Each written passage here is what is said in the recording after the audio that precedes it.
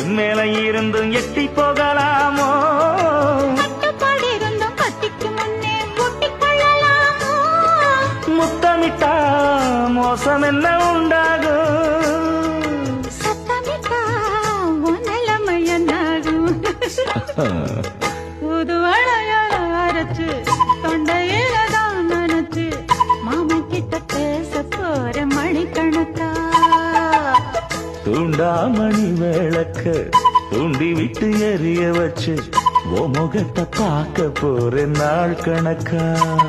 அந்த இந்திரன் சந்திரனும் மாமன் வந்தா எந்திரிச்சு நிக்கணும். அந்த ரம்பையும் ஊர்வசியும் மயிலுக்கு தொண்டுகள் செஞ்சிடணும்.